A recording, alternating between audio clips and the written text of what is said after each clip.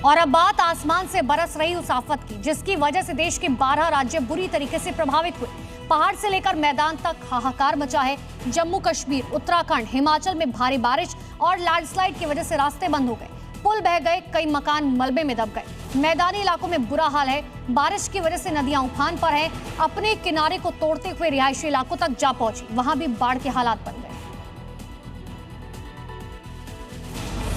सबसे पहले इस तस्वीर को देखिए। उत्तराखंड की राजधानी देहरादून की ये तस्वीरें हैं, जहां भारी बारिश की वजह से नदी नाले उफान पर आ गए हैं, सड़कें तालाब में तब्दील हो गई हैं और आम जनजीवन पूरी तरह से अस्त व्यस्त हो गया है। देखिए कैसे एक बाइक सवार पानी के तेज बहाव में फंस गया।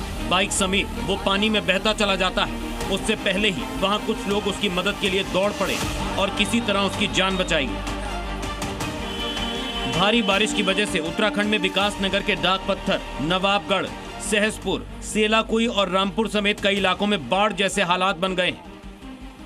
पहाड़ी इलाकों में बारिश किस तरह से मुसीबत बन सकती है, इसकी एक और तस्वीर उत्तराखंड के बागेश्वर से सामने आई, जहां डिगोली गांव में स्कूल पहुंचने के लिए बच्चों को अपनी जान जोखिम में डालकर नदी पार करनी पड़ती है। स्कूल बैग हाथ में लिए छात्र बाढ़ वाले भनारी ग्वाल नाले को पार करते हैं और फिर सरकारी इंटर कॉलेज तक पहुंचते हैं। और अगर बारिश तेज हो जाए तो स्कूल से घर लौटना चुनौतीपूर्ण हो जाता है, क्योंकि ऐसे में नाला पार मतलब मौत को दावत देने जैसा होता है। वहीं वीडियो के जरिए जानकारी मिलने पर बागेश्वर की डीएम ने जरूर कदम उठाने का आश्वासन दिया। उस रास्ते पे जो नाला है उसके ऊपर एक पुल है, परंतु ये वाली जो दूसरी रोली है जिससे बच्चे पार होते हुए दिख रहे हैं उस पर पुलिया नहीं है। और अधिकांश समय जो कि बरसाती नाला ही ये है तो यूजुअली सूखा रहता है और बरसात के दौरान ही ये भरकर आता है। तो प्राथमिक रास्ता जो है बच्चों के द्वारा सामान्यतः उसी का प्रयोग किया जाता है, परंतु चूंकि ये वीडियो संज्ञान में आया है इसलिए इसके क्रम में भी हमने एक बार पुनः जांच के आदेश दे दिए हैं। यदि इस प्रकार की कोई आवश्यकता और हमारे संज्ञान में आती है तो उस हिसाब से आवश्यक कार्रवाई करी जाएगी। चमोली में भी भारी बारिश की वजह से कई जगहों पर लैंडस्लाइड हुई, जिसकी वजह से बद्रीनाथ राष्ट्रीय राजमार्ग, विनायक चट्टी और पांडुकेश्वर के पास का रास्ता पूरी तरह से बंद हो गया है। रास्तों में गाड़ियों की कतार लगी, जो पहाड़ से गिरते मलबे और भारी बारिश की वजह से वहां फंसी नजर आई। इसकी वजह से लोग काफी परेशान दिखे। वहीं देवप्रयाग के पास NH7 पर भल्ले गांव के पास पहाड़ से भारी मलबा और पत्थर गिरने से यातायात ठप हो गया था। हालांकि प्रशासन की मुस्तैदी से JCB और पॉकलैंड मशीनों की मदद से मलबा हटाकर हाईवे को सुचारू कर दिया गया है। पिथौरागढ़ में भूस्खलन की वजह से वैली ब्रिज भी क्षतिग्रस्त हो गया, जिससे लोगों की आवाजाही पर ब्रेक लग गया।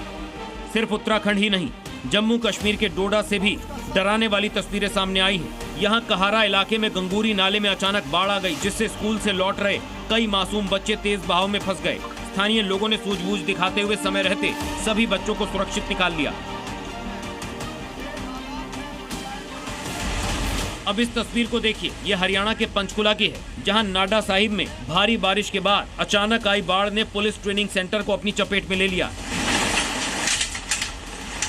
तेज बहाव के कारण परिसर की सीढ़ियां और आसपास का हिस्सा भी बह गया। पानी की रफ्तार इतनी तेज थी कि न सिर्फ पुल के हिस्से को तोड़ा बल्कि उसे अपने साथ बहाता भी ले गया। मध्य प्रदेश के डिंडौरी में भी पिछले 3 दिनों से लगातार हो रही बारिश के कारण कई सड़कों पर सैलाब आ गया। सड़क पर पानी का ऐसा कब्जा हो गया कि मानो लगा कि वहां कोई नदी तेज रफ्तार से बह रही हो। इसके बावजूद कुछ लोग जान जोखिम में डालकर उफनते पानी को पार करते नजर आए। गाड़ियों को रास्ते से निकालना चुनौती बन गया। वहीं पैदल जाने वाले लोग गर्दन तक पानी में डूबे नजर आए। बारिश की वजह से यूपी के प्रयागराज में भी बुरा हाल है। इन तस्वीरों को देखिए, लोगों के घरों में पानी भर गया है, सड़कें पानी में डूब गई। गंगा यमुना खतरे के निशान के ऊपर बह रही है। प्रयागराज के जॉर्ज टाउन और टैगोर टाउन में चौथे दिन भी सैकड़ों घरों में पानी भरा है। अस्पताल, नर्सिंग होम, मेडिकल स्टोर और बैंक भी पानी भरने से बुरी तरह प्रभावित हुए हैं। प्रयागराज के निचले हिस्सों में बाढ़ का खतरा बढ़ गया है। वहीं स्कूलों की छुट्टी भी कर दी गई।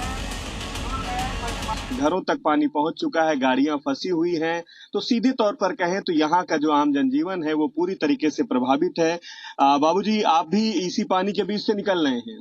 साहब, क्या काम है आपका? हमारा माला पुल का काम है और हम हिल के जाते हैं। पूजा सामग्री और हम लोग हिल के जाते हैं इसी पानी के बीच से। और सबके घरों में भरा है, दाहिने बाएं देखिए सबके घर में भरा है। कितने दिनों से ये पानी भरा है? कितने दिन हो गए? 4-5 दिन हो गया। दुकान भी नहीं खुल रही है, एक पैसे के लिए तबाही है, क्या बताएं। देखिए ये तस्वीर जरूर दिखाएं। देखिए ये साइकिल का जो आधा हिस्सा है टायर का, वो बारिश के पानी से जो जमा हुआ है उससे डूबा हुआ है। वाराणसी में भी गंगा उफान पर है। यहाँ गंगा के कई घाट जलमग्न हो चुके हैं। मणिकर्णिका और हरिश्चंद्र घाट डूबने से यहाँ छतों पर अंतिम संस्कार किया जा रहा है। वाराणसी में गंगा का जलस्तर बढ़कर 68.28 मीटर तक पहुंच गया है, जो खतरे के निशान से 71.26 मीटर से महज 3 मीटर दूर है। वाराणसी के सभी 84 घाट सैलाब के आगोश में हैं। घाटों का आपसी संपर्क पूरी तरह टूट चुका है। जलस्तर लगातार बढ़ता जा रहा है। बनारस की बात करें तो बनारस के लगभग छोटे बड़े सभी 88 घाट जलमग्न हो रहे हैं। अगर हरिश्चंद्र और मणिकर्णिका घाट की बात करें तो यहाँ शवदाह करने में भी लोगों को अब परेशानी का सामना करना पड़ रहा है। घाटों पर जहाँ शवदाह स्थल हुआ करता था वो पूरी तरह से जलमग्न हो चुका है। और अब हरिश्चंद्र घाट की अगर तस्वीरें दिखाएं तो यहाँ पर गलियों में शवदाह हो रहा है और जो सभी छोटी बड़ी नावें हैं उनका संचालन पूरी तरीके से बंद करा दिया गया है। वाराणसी में बाढ़ की आशंका को देखते हुए जिला प्रशासन पूरी तरह सतर्क है। राहत शिविरों को एक्टिव करने के निर्देश दे दिए गए हैं। एनडीआरएफ और जल पुलिस को 24 घंटे गश्त पर लगाया गया है। ब्यूरो रिपोर्ट, जी मीडिया।